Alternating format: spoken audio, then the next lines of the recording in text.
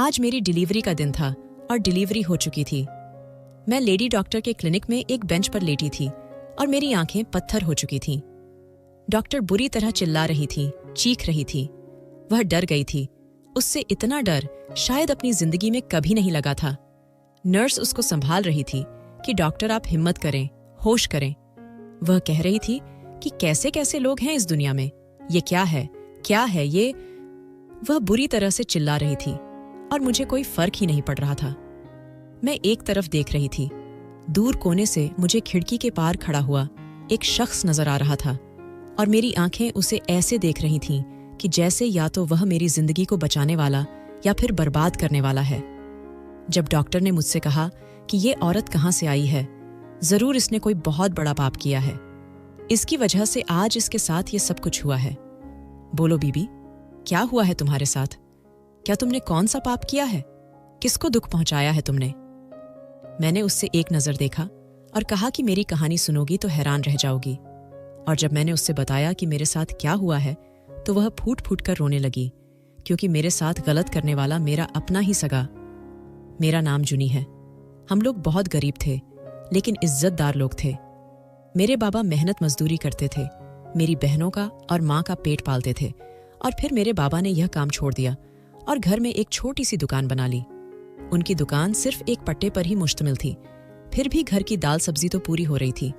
फिर ऐसा हुआ कि शाम के वक्त उनके पास एक आदमी आकर बैठने लगा जो बकौल उनका दोस्त था। वह मेरे बाबा को अजीबोगरीब किस्म के मशवरे देता। कभी कहता यह काम कर ले, कभी कहता वह काम कर ले।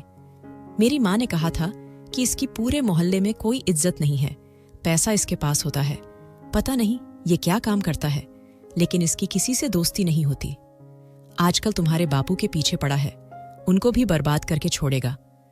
मैंने माँ से कहा कि जब आपको पता है कि यह ऐसा आदमी है तो पापा से कहें कि इसके साथ ना बैठा करें। माँ ने कहा कि तुम्हारे बाप ने आज तक मेरी कौन सी बात सुनी है जो अब सुन लेगा। मेरे रिश्ते की बात चल रही थी लेकिन उन लोगों ने इनकार कर दिया, क्योंकि हमारे पास देने के लिए दहेज नहीं था और ऐसा पहली दफा नहीं हुआ था। मुझे पहले भी एक जगह से इनकार हो गया था। उन लोगों को गलत फहमी हुई थी। माँ ने कहा था कि जो हो सकेगा करेंगे। जब उन्होंने कहा कि आप लोगों ने कुछ बनाया नहीं तो माँ ने कहा कि हमसे जितनी कोशिश हो सकती थी हमने की है। चंद बर्तनों और कुछ बिस्तरों के अलावा हम कुछ नहीं बना सके, वो भी मेरी माँ के अपने दहेज के थे। तो उन लोगों ने रिश्ता तोड़ दिया था और इस दफा भी यही हुआ था। हालांकि इस दफा हमने उन्हें साफ साफ कहा था कि हम कुछ नहीं दे सकते, पर फिर भी उन्होंने एक दफा हाँ करके फिर दोबारा से दहेज का मुतालबा करना शुरू कर दिया और आज यह रिश्ता भी खत्म हो गया। मैं बड़ी परेशान थी और मेरे पापा भी। मुझे ऐसा लगता था कि मेरी जिंदगी में कभी भी कुछ भी ठीक नहीं होगा। बस मेरी शादी हो जाती, चाहे जिससे भी होती। एक दफा मैं अपने घरवाली बन जाती, फिर यह समाज मेरे खिलाफ बोलना छोड़ देता। मैं कहीं भी जाती तो लोग सवाल करते थे, अभी तक शादी नहीं हुई, अभी तक शादी नहीं हुई। मैं परेशान हो गई थी। मेरा तो दिल करता था कि बस जिससे भी मेरी शादी करवाएं, बस शादी करवा दें। जब कोई मुझसे सवाल करे तो मेरे पास जवाब हो। ऐसा ही होता है। यह समाज एक औरत को इतना ज्यादा प्रेशर देता है कि फिर वह कोई भी फैसला करने के लिए तैयार हो जाती है, और फिर जब उसके साथ कुछ गलत हो जाता है तो कहते हैं कि इसकी अपनी गलती थी। हमारे घर में एक ही छोटा सा कमरा था जिसमें सब लोग सोते थे और एक साइड पे बहुत ही छोटा कमरा था। इतना छोटा कमरा कि उसमें एक चारपाई भी नहीं आती। बाबा ने वहीं पे दुकान बनाई थी और रात को मैं उधर सो जाया करती थी। मुझे सबके साथ एक कमरे में सोना अच्छा नहीं लगता था। सारी सारी रात रोती रहती थी, अपने हालात पे, अपनी किस्मत पे, इसलिए अकेली सोती थी। इसी कमरे के बाहर मेरे बाबा उस आदमी के साथ बैठे होते थे। उसका नाम आयुष था। आज मैं उन दोनों की बातें सुन रही थी। वह मेरे बाबा को उल्टी सीधी बातें बता रहा था। बाबा ने कहा कि यार बड़ा परेशान हूँ, बड़ी बेटी का रिश्ता 2 दफा टूट चुका है, उसकी शादी होगी तो बाकी की होगी।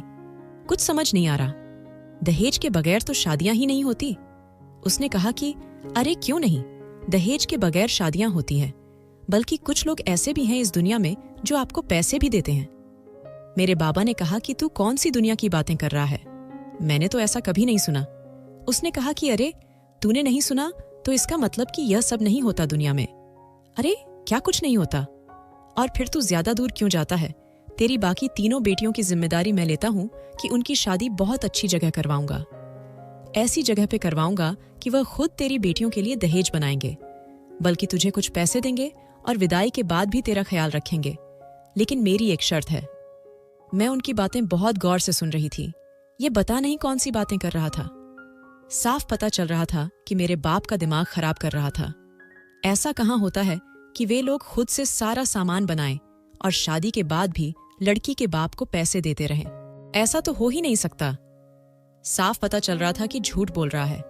और मेरा बेचारा बाप, जिसको मैं मासूम कहूं या बेवकूफ, वह भी बेटियों के बोझ तले इतना दबा हुआ था कि उसकी बात पर हाँ में सर हिला रहा था और कह रहा था कि अच्छा, ऐसा भी होता है। अगर ऐसा होता है तो मैं तैयार हूं।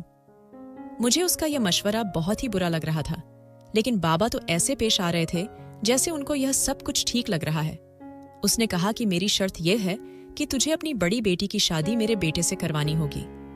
जब मैंने यह बात सुनी तो मेरे कदमों तले से जमीन निकल गई। लेकिन बाबा ने जो बात की, उसने तो मेरे सर से जैसे आसमान भी खींच लिया। बाबा ने कहा कि अरे, अगर तू मेरी इतनी मदद करेगा तो क्या मैं तेरे घर में अपनी बेटी का रिश्ता नहीं करूंगा? और फिर मुझे तो तुझ पे पूरा भरोसा है, तू तो बहुत अच्छा इंसान है। बाबा का रद्द अमल बहुत पॉजिटिव था। उन्होंने यह भी नहीं पूछा कि क्यों करवा रहे हो अपनी बेटी की शादी तुम्हारे घर में, तुम्हारा बेटा कौन है, क्या करता है? उसने पूरे मोहल्ले में मशहूर किया हुआ था कि उसका बेटा दूसरे शहर में काम करता है। काम क्या करता है यह किसी को पता नहीं था। अगले ही दिन बाबा ने यह बात मेरी माँ से कर दी और मेरी माँ को भी अपनी बातों में लगा लिया। मैंने कहा कि मैं शादी नहीं करूंगी, तो माँ ने कहा कि उन लोगों को दहेज नहीं चाहिए। मैंने कहा कि माँ, मैं शादी नहीं करना चाहती। माँ ने कहा कि वे लोग एक चीज भी नहीं मांग रहे। मैंने कहा कि माँ, मुझे उस घर में नहीं जाना। तो माँ ने कहा, अरे तेरी शादी तो मुफ्त में हो जाएगी। मैंने अपना सर पकड़ लिया कि मेरी माँ को तो सिर्फ दहेज और इस बात की खुशी थी कि उन लोगों को कुछ देना नहीं पड़ेगा। मेरे बारे में तो वह कुछ भी नहीं सोच रही थी। इसका मतलब कि यहाँ पर बोलना बेकार था।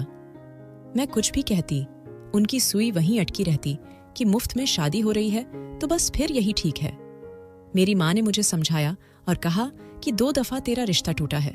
अगर यह बात किसी को बताकर तीसरी दफा तेरा रिश्ता मांगेंगे तो पता है लोग क्या कहेंगे? लोग कहेंगे कि लड़की में कोई परेशानी है, तभी बार बार इसके रिश्ते टूटते हैं। मैंने कहा कि रिश्ता टूटा है तो क्या हुआ, किसी के साथ रात तो नहीं गुजार रही, मैंने कुछ गलत तो नहीं किया। यह सब घर बैठे बैठे ही हुआ था। जो हुआ था, मेरी माँ कहने लगी कि लोग ये बातें नहीं समझते, उनको बोलने के लिए कोई ना कोई बात चाहिए होती है, तो क्यों सबको मौका देना चाहती है? और अगर तू अकेली बहन होती तो हम बहुत सोच समझकर देखभाल के तेरा रिश्ता करते, लेकिन तू सोच, पीछे लाइन लगी हुई है। अब बता हम क्या करें? मैंने कहा कि आप लोगों के दिमाग में यह बात बैठ गई है कि शादी मुफ्त में हो रही है। आप लोग कुछ भी करेंगे पर यह बात हाथ से जाने नहीं देंगे। मैं खामोश हो गई और मेरी शादी करवा दी गई। और फिर वही हुआ कि जब आपका दिल किसी बात की गवाही दे रहा हो कि कुछ बुरा होने वाला है तो बुरा हो जाता है। मेरी जिस घर में शादी करवाई थी और जिस लड़के से कराई थी, उसका राज पहली रात ही खुल गया। जब वह कमरे में आया तो मैं हैरान रह गई। उसको भी अब तक छुपाया जा रहा था। वैसे तो हमारी कोई इतनी बड़ी शादी नहीं थी कि 4-5 मुलाकातें होती, पता चलता कौन है, कैसा है, लेकिन वह एक दफा भी घर नहीं आया। यहाँ तक कि मेरे बाप से भी उसकी मुलाकात नहीं करवाई। मेरी माँ ने कहा कि एक दफा लड़के को देख लेते, तो मेरे बाप का कहना था कि तुम भी कमाल करती हो। जब परसों शादी है तो आज लड़के को देखकर क्या करूंगा और क्या ना ही नहीं पसंद आएगा। मुझे उसके अंदर जो भी है, वह जैसा भी होगा, हमारे लिए तो वह सोने का बना हुआ है। मेरे बाप ने यह बात मेरी माँ से की थी, लेकिन मैंने सुन ली थी और मुझे बहुत बुरा लगा था, बहुत अफसोस हुआ था। पर मैं भी कुछ नहीं कर सकती थी कि बस वह मुफ्त में लेकर जा रहे थे, तो फिर वह जैसे भी होते, इससे कोई फर्क नहीं पड़ता था। बुरे आदमी ने मेरे माँ बाप की दुखती रग पर हाथ रख दिया था। आयुष को पता नहीं था कि उसका तीर निशाने पर लगा था। जब मेरा दूल्हा कमरे में आया तो मैं उसे देख के हैरान रह गई।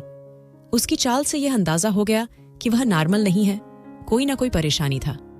अजीब अजीब हरकतें कर रहा था। कभी कहता था, तुम मेरी बहन हो। नहीं नहीं, तुम मेरी बहन नहीं हो, तुम तो मेरी पत्नी हो। फिर कहता था कि तुम यहाँ पर क्या कर रही हो? अच्छा अच्छा, हाँ, तुम तो मेरी पत्नी हो। वह बार बार यह बात भूल जाता था कि मैं उसकी पत्नी हूँ और हम दोनों की शादी हो चुकी है। कभी कोई अजीब बात करता तो कभी कोई। अचानक से मुझे कहने लगा कि चॉकलेट खाओगी। मैं हैरान हो गई। कौन सा मर्द अपनी औरत को शादी की पहली रात इस तरह की बातें करता है? ऐसी बातें तो कोई मजाक में भी नहीं करता, और उससे मेरे साथ इतना मजाक करने की क्या जरूरत थी?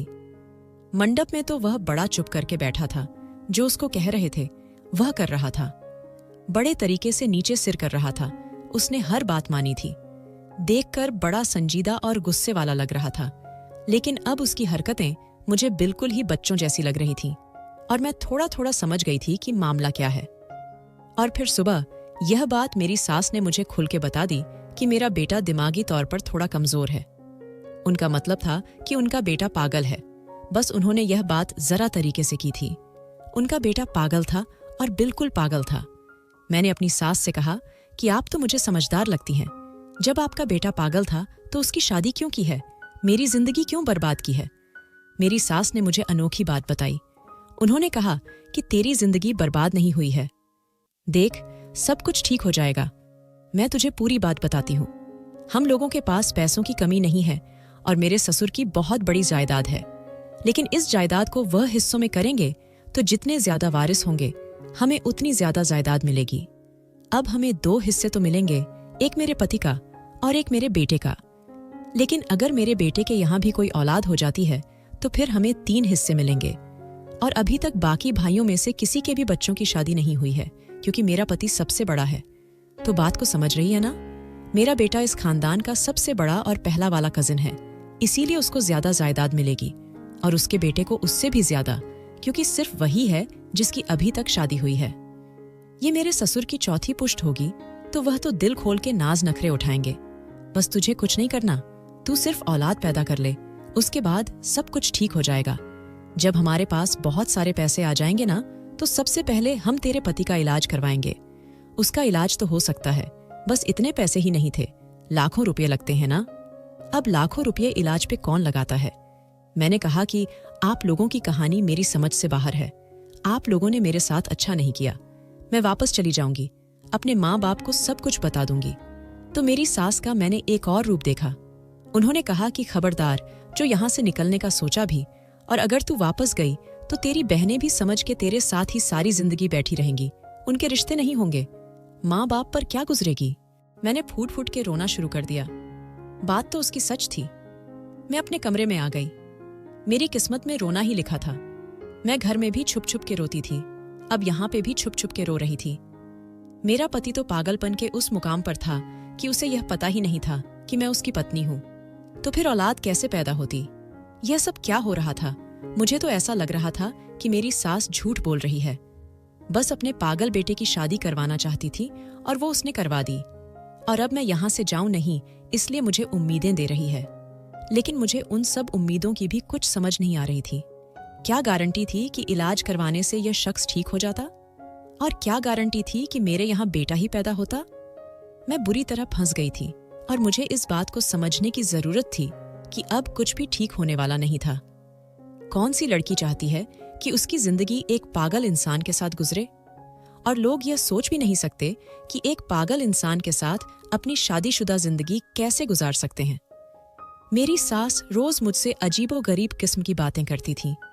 मैंने फिल्मों और ड्रामों में देखा था कि यह जो सास का किरदार होता है, इसे बड़ा अजीब बनाया जाता है। यह आपसे कभी भी कोई भी सवाल कर लेती है और आप हैरान रह जाते हैं। मैं सोचती थी कि आम जिंदगी में कौन किससे ऐसी बात पूछ सकता है, या आपको किसी ऐसी सूरत में डाल सकता है कि जिसका उसे भी पता हो कि इसके पास जवाब नहीं होगा। लेकिन मेरी सास रोज मुझे कई दफा ऐसी सूरत में डाल देती, और कभी भी मुंह से कोई भी बात निकाल देती। मैं हैरान हो जाती थी कि क्या इनको शर्म नहीं, इनके अंदर थोड़ी सी तमीज नहीं है कि ये मुझसे किस किस्म की बातें पूछ रही हैं। इनकी बातों का मकसद सिर्फ यही होता था। वह मुझसे यही पूछना चाहती थी कि तुम हमें औलाद की खुशखबरी कब सुनाओगी। और मैं इनको यह चीख चीख कर कहना चाहती थी कि आपके बेटे को अपने बारे में भी नहीं पता कि वह खुद कौन है। अपने वह 4 नाम बना के बैठा है, और आप चाहती हैं कि वह औलाद पैदा करे। एक पागल को क्या पता कि उसने अपनी जिंदगी के साथ क्या करना है। वह कहती थी कि तुम बहुत समझदार हो और बस इतना काफी है, तुम्हारा समझदार होना काफी है। अगर तुम समझदार हो तो सब कुछ हो जाएगा, उसका बीच में इतना कोई काम ही नहीं है। लेकिन मैं उनको क्या बताती, क्या समझाती? मेरी भी तो पहली शादी थी, मुझे क्या पता था। मैं तो बहुत ज्यादा फंस चुकी थी। शायद मेरे गुस्से में मांगी हुई प्रार्थना कबूल हो गई थी। मैंने कहा था कि जिससे भी मेरी शादी करवा दो, जो भी हो, जैसा भी हो, बस मेरी शादी करवा दो भगवान। और भगवान ने मेरी सुन ली थी। मेरा पति जो भी था, जैसा भी था, बस मेरा पति था। मैं इस घर में सिर्फ उनके बेटे की नौकरानी के तौर पर रह रही थी। मैं उसके काम कर देती थी, उसके लिए खाना बना देती थी, और कभी कभी वह मेरे सर पर इस कदर नाचने लगता कि मुझे उसके साथ खेलना भी पड़ता था। उससे ज्यादा हम दोनों का कोई भी रिश्ता नहीं था। मेरा तो दिमाग सड़ गया था। पहले तो मैंने अपनी माँ बाबा को कुछ नहीं बताया, लेकिन फिर मैं भी इंसान थी, मेरी बर्दाश्त खत्म हो गई। तो मैंने उन्हें जाकर सब कुछ बता दिया। मैंने उन्हें यह बात ऐसे बताई कि उन्होंने आपसे झूठ बोला। वह बहुत बड़ा झूठ है। इंसान है, उसने अपने पागल बेटे के साथ मेरी शादी करा दी। मेरी जिंदगी बर्बाद हो गई है। लेकिन यह महसूस करके मैं हैरान रह गई कि मेरे माँ बाप को पहले से ही यह पता था। उन्होंने कहा कि नहीं बेटा, वह पागल नहीं है, उसके ऊपर किसी ने जादू करवा दिया। उनके यहाँ वह वारिस वगैरह का कोई चक्कर है ना, इसलिए बाकी चाची हो और ताइयों ने उनके बेटे के ऊपर जादू करवाया हुआ है। वह पागल नहीं है, उसकी शादी हो जाएगी तो ठीक हो जाएगा, जादू का तोड़ हो जाएगा, तेरी किस्मत से वह बिल्कुल ठीक हो जाएगा। और देख, तेरी बहन के लिए बहुत अच्छा रिश्ता भेजा है, इतना अच्छा रिश्ता है, इन लोगों को जहेज भी नहीं चाहिए। मैंने कहा कि माँ, इसका मतलब कि आप लोगों को पता था कि मेरा होने वाला पति पागल है। मेरी माँ ने कहा, तो क्यों अपने पति को बार बार पागल कह रही है? बेटा, पति को ऐसे नहीं कहते, पागल नहीं है, वह बीमार है। मैंने कहा कि हाँ, मानसिक बीमार है, और मानसिक बीमार लोगों का क्या होता है, ये तो आपको पता ही है ना। मेरी माँ ने कहा कि नहीं, मानसिक बीमार नहीं है, इस पर जादू है, सब कुछ ठीक हो जाएगा। तो वह अपनी बहन के बारे में पूछ, देख कितना अच्छा रिश्ता आया है उसका।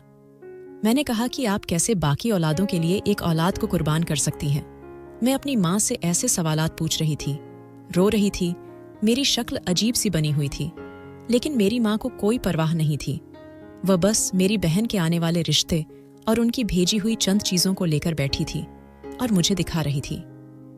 मैं भी समझ गई कि जब उन्होंने खुद ही मुझे इस कुएं में फेंका है, तो अब वह मेरी तरफ मदद का हाथ कैसे बढ़ा सकती है। मैं भी खामोश हो गई। मैंने कहा कि हाँ, मेरी बहन के लिए बहुत अच्छा रिश्ता आया है, भगवान उसके नसीब अच्छे करें। बस एक बात का ख्याल रखना कि कहीं उसका होने वाला पति भी पागल न हो। मैंने इतना कहा तो मेरी माँ ने मुझे ऐसे देखा कि जैसे मैंने ना जाने कौन सी बात मुंह से निकाल दी है, जैसे कोई कुफ्र बोल दिया है। उन्होंने कहा कि तू अपनी बहन से जल रही है। मैंने कहा कि मैं कौन होती हूँ किसी से जलने वाली। मेरे तो सारे अरमान, सारे ख्वाब ही जल के राख हो गए हैं। अब मेरे पास है ही क्या जो मैं किसी से हसद करूं। मुझे तो अपनी जिंदगी में अब कुछ भी नहीं चाहिए। हाँ, मैं हराम मौत नहीं मरना चाहती, इसलिए भगवान से प्रार्थना करती हूँ कि जल्दी मुझे मौत मिल जाए। अब मेरी माँ को थोड़ा सा अफसोस होने लगा। वह मेरी तरफ पड़ी, लेकिन मैंने उनका हाथ झटक कर वहां से चल पड़ी। मैं नहीं चाहती थी कि वह मेरे सिर पर हाथ रखे, मुझे झूठी तसल्ली दें, जबकि उनको पहले से पता था कि यह सब कुछ होने वाला था। इसी तरह काफी वक्त गुजर गया। जब औलाद नहीं हो रही थी तो मेरे साथ उन्होंने एक नया तीर हुआ। उन्होंने कहा कि वसीयत होने में थोड़ा सा ही वक्त रहा गया और हमारे पास औलाद नहीं है, अब हम क्या करें, कुछ करना पड़ेगा। मेरी सास ने उनको एक मशवरा दिया और उन्होंने तुरंत मान लिया। अगले ही दिन उन्होंने मेरे पति से तलाकनामा लिखवा लिया, यानी कि उसका अंगूठा लगवा लिया। मैं हैरान हो गई कि उन्होंने यह क्या किया, अपने बेटे से मुझे तलाक करवा दी। मैं ज्यादा दुखी नहीं थी, क्योंकि मैं इस पागल के साथ थोड़ी सी जिंदगी गुजारना चाहती थी। लेकिन यह सब क्यों किया गया था? मेरी सास कह रही थी कि सारे कानूनी फंदे अपनाने पड़ेंगे, क्योंकि जायदाद का मामला है। यह ना हो कि कल को कोई बात नहीं कराए, इसलिए यह फर्जी तलाक करवाना भी जरूरी है, और फर्जी शादी भी। मुझे उनकी हरकतों की और बातों की कुछ समझ नहीं आ रही थी। वह दोनों पति पत्नी क्या कर रहे थे, क्या करना चाहते थे, क्या कर चुके थे, आगे उनका क्या प्लान था? क्योंकि कोई ना कोई प्लान जरूर था। ये लोग दौलत के नशे में पागल हो चुके थे। इनको सिर्फ हिस्सा चाहिए था, और हिस्से के लिए ये लोग कुछ भी कर सकते थे। इसकी मुझे समझ नहीं आ रही थी। ये इतने अच्छे तो नहीं थे कि मुझे वापस जाने देते और कहते कि हम तेरी जिंदगी बर्बाद नहीं करना चाहते।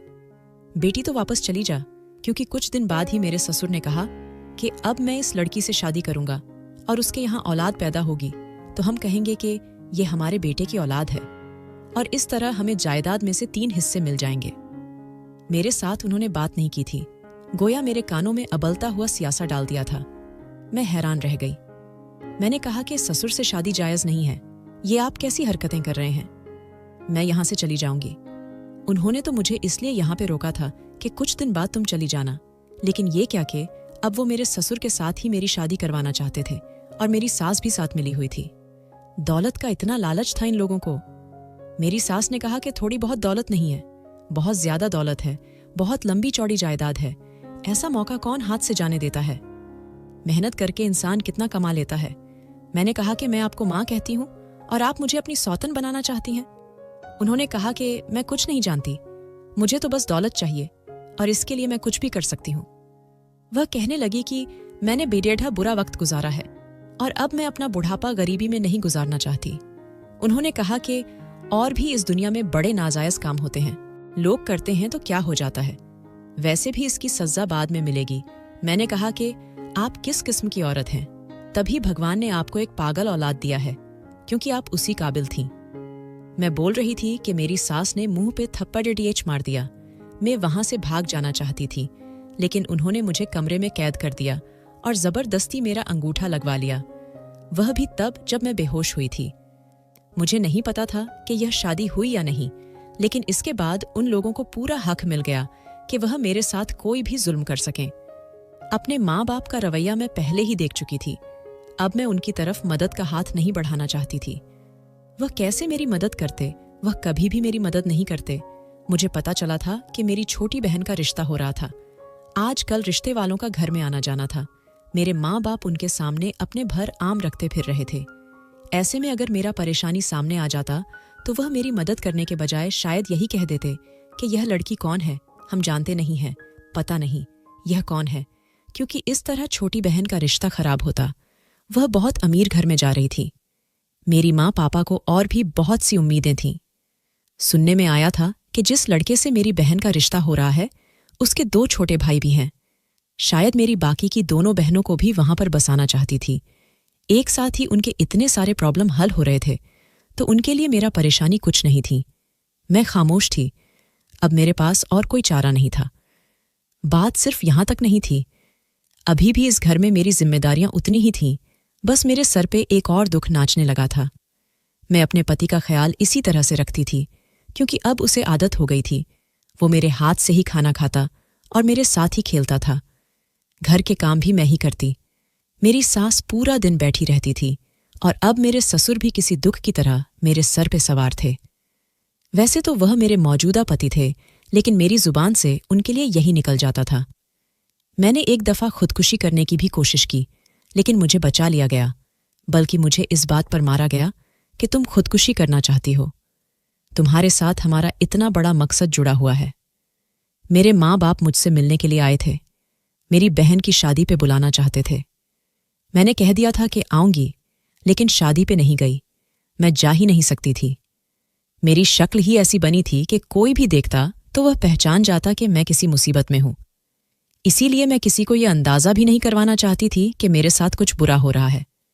जब मेरी कोई मदद ही नहीं कर सकता था तो मैं लोगों को अपना दुख सुनाकर क्या करती। सदमा तो मुझे उस दिन मिला जब मुझे पता चला कि मैं मां बनने वाली हूं। मेरे लिए खुशी का दिन नहीं था। मैं बिल्कुल भी खुश नहीं थी। मेरे अंदर ऐसी खुशी भी नहीं थी कि चलो कम से कम औलाद तो मेरी होगी। मुझे ऐसा लग रहा था कि मेरी जिंदगी में कभी कुछ अच्छा नहीं होगा और मेरी जिंदगी का सबसे बड़ा जुल्म हो गया था जब ये बच्चा होने वाला था। मैंने तब भी अपने आप को एक दफा मारने की कोशिश की, लेकिन मैं फिर से कामयाब नहीं हुई। शायद मौत भी मुझे अपनी आगोश में लेना नहीं चाहती थी। वो भी मुझसे तंग आ गई थी, मुझे अपने पास नहीं बुलाना चाहती थी। मुझे इस घर में सबसे ज्यादा हैरानी अपनी सास पे होती थी, जिन्होंने ये जानते हुए कि उनका बेटा पागल है, पहले उसके साथ मेरी शादी करवाई और फिर जायदाद के लालच में अपने ही पति के साथ मेरी शादी करवा दी। अब मुझे ऐसा लगता था कि जैसे मैं मर जाऊंगी तो सब कुछ ठीक हो जाएगा। मुझे मौत ही सारे मसलों का हल मालूम होती थी, लेकिन वो भी मेरे हिस्से में नहीं आती थी। ये लोग मुझसे आजकल खाना नहीं बनवाते थे कि कहीं मैं जहर ना मिला दूं, और अगर मैं उनके लिए चाय भी बनाती तो पहले वो चाय मुझे पिलाई जाती थी। मुझ पे हर वक्त नजर रखते थे। अब तो मेरी सास मुझे मेरे साबिक पति के पास भी जाने नहीं देती थी कि कहीं वो मुझे कोई चीज ही ना उठा कि मार दे और बच्चा जाया ना हो जाए, जबकि मैं चाहती थी कि ऐसा भी कुछ हो जाए तो बड़ी गनीमत होगी। मेरे माँ बाप को जब पता चला कि मैं माँ बनने वाली हूं तो वो बहुत खुश हुए। मुझे मेरी सास बार बार कहती थी कि डॉक्टर के पास चलो, पता करते हैं बच्चा कैसा है। मैं कहती थी कि मुझे कोई ज़रूरत नहीं है जानने की कि बच्चा कैसा है, ठीक ही होगा। मैं एक दफ़ा भी डॉक्टर के पास नहीं गई थी, ना तो मैंने कोई अल्ट्रासाउंड कराया, ना ही कोई दवाई खाई। लेकिन मैं हैरान इस बात पे हूं कि फिर भी मेरा ये हामल ठीक ठाक चल रहा था, मुझे कोई परेशानी नहीं हो रहा था। फिर वो दिन भी आ गया जब मेरे यहाँ औलाद होने वाली थी। मुझे दर्द शुरू हो गया और डॉक्टर के पास ले जाया गया। लेडी डॉक्टर ने कहा कि इनका तो नॉर्मल केस ही मालूम होता है, आप लोग फिक्र नहीं करें, पहला बच्चा है तो नॉर्मल ही होगा। मुझे अंदर ले गए और जब बच्चा इस दुनिया में आया तो मैंने बच्चे के रोने की आवाज़ नहीं सुनी, बल्कि मैंने डॉक्टर की चीखने चिल्लाने की आवाज़ सुनी थी। वह पूरी तरह से चीख रही थी, चिल्ला रही थी।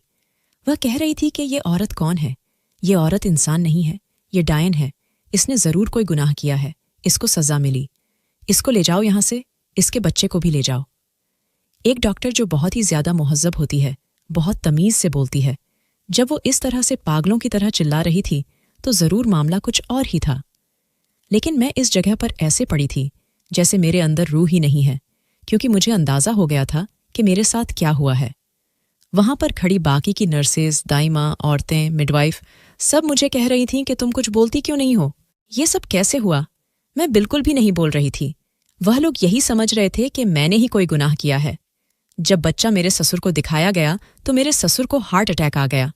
वहीं पर दिल पे हाथ रख के जमीन पर बैठ गए और मेरी सास भी पागलों की तरह चिल्लाने लगी। बच्चा इस दुनिया में नहीं रहा और जिस दुनिया से चला गया था वह एक बेटा ही था, लेकिन ऐसा था कि उसको कोई भी देखता तो हैरान ही रह जाता। शायद उसके लिए इस दुनिया से चले जाना ही बेहतर था, जिसकी एक झलक भी लोगों से देखी ना जा रही थी। वह जिंदगी कैसे गुजरता? जब मुझे बताया गया कि तुम्हारे बच्चे को दफना दिया गया है तो मैंने फूट फूट के रोना शुरू कर दिया। मेरे अंदर बसा हुआ सारा दर्द बाहर आ गया और मैंने डॉक्टर को सब कुछ बता दिया। डॉक्टर हैरान रह गई। मेरी सास ससुर जब मुझे वापस ले जाने के लिए आए तो डॉक्टर ने इनकार कर दिया और कहा कि अब ये लड़की यहां से किसी बात से ही जाएगी, ऐसे नहीं जाएगी। उन्होंने वीमेन वेलफेयर वालों को बुला लिया और उन लोगों ने मेरा केस अपने हाथ में ले लिया। उन्होंने कहा कि ये लड़की यहां से जाएगी तो हमारी मर्जी से, क्योंकि इसके साथ बहुत बुरा हुआ है। लड़की को बेहोश करके उससे दस्तखत करवाए गए हैं और उसके साथ इतना जुल्म किया गया है। मेरे माँ बाप को भी बुला लिया गया। उनको बाकी की मामलात के तो नहीं पता था, वो भी रो रहे थे, अफसोस कर रहे थे, लेकिन मुझे कुछ सुनाई ही नहीं दे रहा था। मैं ऐसे खड़ी थी जैसे कोई पत्थर बने खड़ा होता है। सारे मामलात साफ करवाए गए। मेरा अब मेरे ससुर से या मेरे साबिक पति से कोई भी ताल्लुक नहीं था। मैं इसी वेलफेयर में रहती हूँ और आज इस बात को 1.5 साल हो गया है। बस किसी तरह अपनी जिंदगी को गुजार रही हूँ। ये कहानी भी मुझसे यहाँ पर आने वाली एक औरत ने सुनी। उसने मुझे कहा कि आप मुझे अपनी कहानी बताओ ताकि मैं आपकी कहानी लोगों तक पहुँचाऊँ और उनको पता चले कि इस दुनिया में कैसे कैसे बेरहम लोग होते हैं। मेरी जिंदगी का तो अब कोई मकसद नहीं है, लेकिन यहाँ पर मेरा आपसे भी एक सवाल है कि किसी औरत के साथ सिर्फ अपने मसले और अपनी मुसीबतों के लिए इतना बड़ा जुल्म करना कहाँ का इंसाफ है? माँ बाप ने अपना फायदा देख लिया, सास ससुर ने अपना फायदा देख लिया, मेरे बारे में तो किसी ने भी नहीं सोचा। दोस्तों, वीडियो कैसा लगा? कमेंट करके जरूर बताएं। वीडियो को लाइक और चैनल को सब्सक्राइब जरूर करें।